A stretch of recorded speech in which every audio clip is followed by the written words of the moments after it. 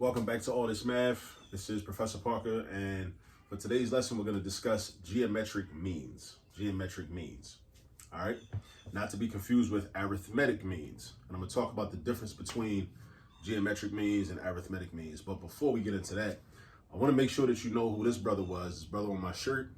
This is Amilcar Cabral, the ancestor from Guinea-Bissau, which is in West Africa, not too far from I'm looking on my map right now. It actually borders Guinea, where Ahmed Sekou Touré, a great Pan-Africanist, was the president. Actually, Osagyefo Kwame Nkrumah and Ahmed Sekou Touré were co-presidents of Guinea at one point after Ghana had gained its independence in 1958. And Nkrumah, after he came back from the United States, studying at Lincoln University, HBCU, right here in Pennsylvania, he was the first leader of an independent Ghana. Well, it was the Gold Coast as a British colony, and then it was renamed Ghana. But then Nkrumah dipped for a minute, and then when he came back, there was a coup. He couldn't come back into the country, and then Ahmed Sekou Touré told him, come over to Guinea. We can, be co-presidents, because we're both trying to promote Pan-Africanism throughout the continent and throughout the world.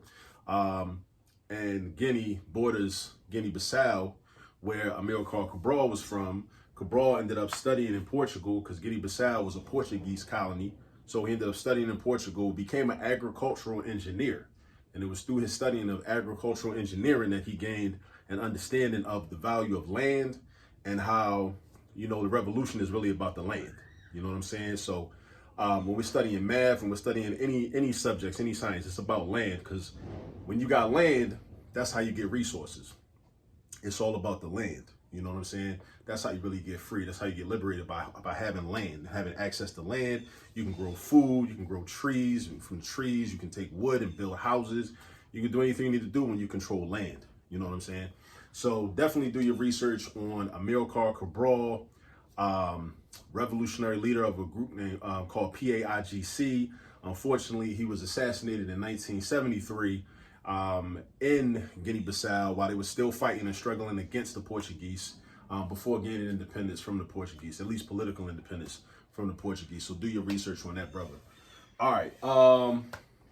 Now on to the geometric mean. So we find the geometric mean. First of all, what's the difference between a geometric mean and an arithmetic mean? Arithmetic mean, like the word arithmetic, like addition, subtraction, multiplication, and division, right? Arithmetic mean is probably the average, the way you find an average that you're used to. You know what I'm saying? Like add up all the numbers and divide by the number of numbers. That's an average, right? That's a mean. But that's the arithmetic mean, right? Geometric means are found a different way. And also they used to give you a more accurate representation of a mean when we deal with something called compounding, right? Like compound interest. Right? Compound interest, growth rates of interest rates, growth rates of investments. So keep this in mind, right? This is an algebra concept, right? So geometric mean, even though it's got the root word geometry in it, right? It's an algebra concept. But I bring that up because I want you to think about something. Oftentimes you'll hear people make comments about in schools should just get rid of algebra and just replace it with personal finance. That's not a good idea, because in order to actually do calculations that are required in personal finance, you're going to need algebra. This is a great example. Now, I just told you that the geometric mean is used to measure the averages or the mean when we're dealing with investments, right? Financial investments, interest rates, things of that nature. So you were going to use algebra to see what that is. So I'm giving you an example of something where you're using algebra to understand money. We're using algebra to understand finance. Anybody that you know that ever got a finance degree, such as myself, right, can tell you in your finance classes, you're using a whole bunch of algebra. So don't jump on that bandwagon of people talking about we don't need algebra, you don't need pre-calculus, you don't need none of that. You just need to know how to balance your checkbook. Don't listen to those people. I think, yeah, that could be the subject of a video. But let's get back into this. But just keep in mind that in order to understand finance, you need to understand algebra, and you need to use algebra in finance. So there's no one or the other. It's not an either or thing. It's a both and thing. A both and thing. Another African concept, both and, as opposed to either or. All right. So look, How do you find the geometric mean though? We find a geometric mean by using what's called a proportion. What's a proportion?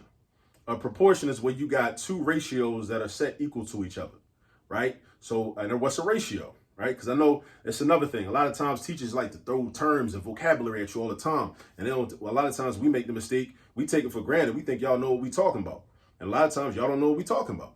So we got to take the time to give you definitions, right? A ratio is basically a fraction. So a ratio is a fraction, right? Or a fraction is a ratio. And a proportion is where you have one ratio equal to another ratio. All right. Now, this is how you set the formula up, though. If you want to find a geometric mean between any group of numbers, well, any two numbers. If you're only dealing with two numbers, you can do it this way, right? So with number one, example one, we got 6 and 24. So we want to know the geometric mean, not the arithmetic mean. The arithmetic mean is what you probably used to. You probably would say, yo, I know how to find the mean of that. All I got to do is do 6 plus 24, I get 30. Then I say, okay, it's two numbers. So then I do 30 divided by 2. That gives me 15, and I'm done. That's the arithmetic mean, right? But again, like I told you, geometric mean is used when we're dealing with investments, when we're dealing with growth rates, where there's exponential growth and change, right? Exponential decay or exponential growth. We use a geometric mean. So it's going to look like this. It's going to be 6, the first number, over x. Don't mind the dirt bikes in the background. You know what I'm saying? We down North Philly, right? So 6 over x is equal to x over 24, right? That's how you set him up. You set him up like this, right? So now, how do we solve for x? And I like this because this is what I call the Malcolm X method, right? Because you're going to do cross multiplication. You're going to do cross multiplication. So first I'm going to do x times x, which is x squared. I'm going to bring my equal sign down. Then I'm going to do 6 times 24. Mental math, 6 times 24, the way I do it is, 6 times 20 is 120, because 6 times 2 is 12. So 6 times 20 is 120. And then 6 times 4 is 24. So 120 plus 24 is going to give me 144. So I got x squared equals 144. Now, if I want the square root of that, I want to know what x is, I got to get rid of the exponent. The way you get rid of the exponent is by taking the square root. So next step is going to look like this. X squared equals the square root of 144. Now, technically, it should be plus or minus, but I'm not worried about the negative value right now because, again, we're trying to find a geometric mean. I'm not concerned about the negative value, so I'm going to disregard that. So because of that, I don't need the negative value. So now, square root of x squared is just x. Square root of 144 is very important to know our perfect squares and know our square roots. Square root of 144 is 12. So that means that the geometric mean between 6 and 24 is 12. Whereas the arithmetic mean was 15. So you see the difference, right? It's two different measurements.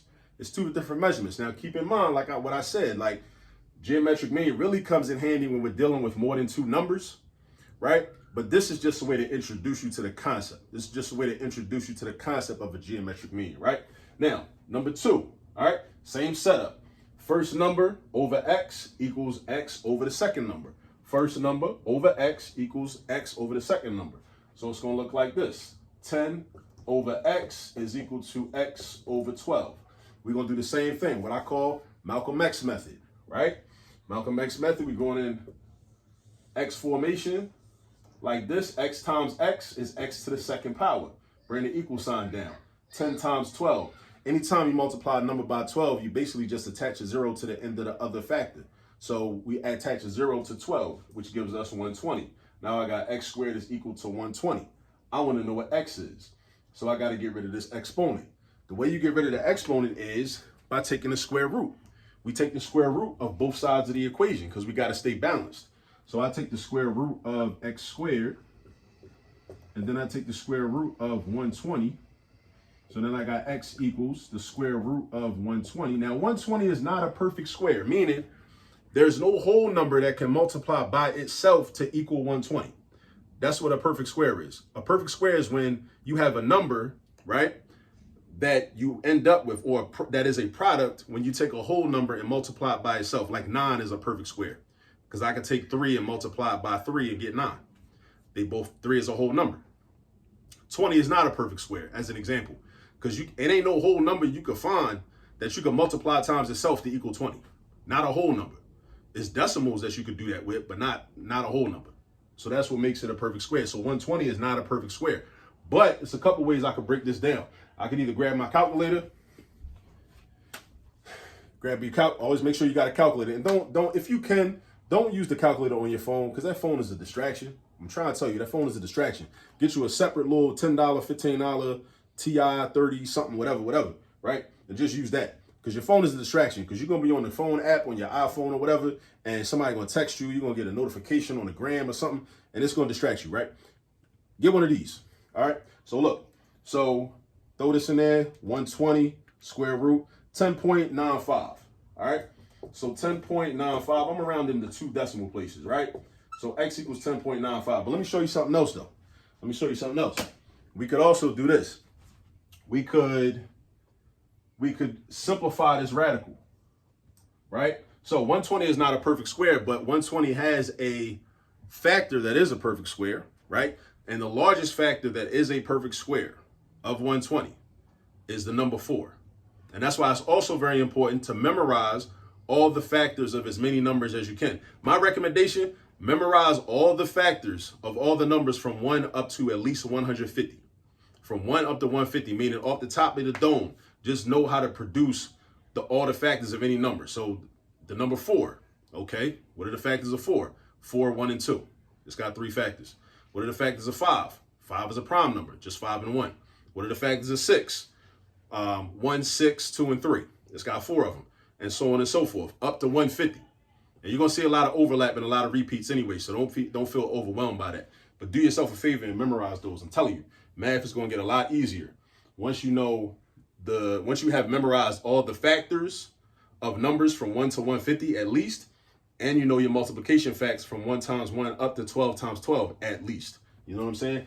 So look, break this down. So 120 is the same thing as saying 4 times 30. 4 times 30, right? These are equivalent. 120 and 4 times 30. 4 is a perfect square. The reason I broke it down that way is because I want one of the numbers to be a perfect square that will come out of the radical sign. Think of the radical sign as a house, and you don't come outside until you have cleaned your room. When you was a child, your mom and your dad said, clean your room. That room better look perfect, and you come outside when it's perfect. This 4 is perfect, so it can come outside. When it comes outside, it becomes a 2. The 30 is not perfect. It's not a perfect square. It didn't clean this room, so it's got to stay in the house. All right, so we got x equals 2 times the square root of 30, which is equivalent to 10.95. All right, I can't break that down no more, so that's the final answer also. So this is 2 different ways to represent the geometric mean. It's 2 different ways to represent the geometric mean, 10.95 and 2 root 30. 2 root 30, that's how we say it, 2 root 30. Or we could say 2 times the square root of 30. All right, now that's 2 examples we did. Let's do this last example real quick. So number 3, the geometric mean between 4 and 12. So we got 4 over x is equal to x over 12. So Malcolm X method, go diagonal, x times x is x squared. 4 times 12 is 48. Now take the square root, excuse the handwriting, 48. Let's simplify the radical first, because 48 is not a perfect square. 49 is, but 48 is not a perfect square. All right, so if I simplify this, I break this down. Now, a lot of people would just break this down into 4 times 12, right? Because they know that. They know 4 is a factor of 48 and 4 is a perfect square. But you should do this.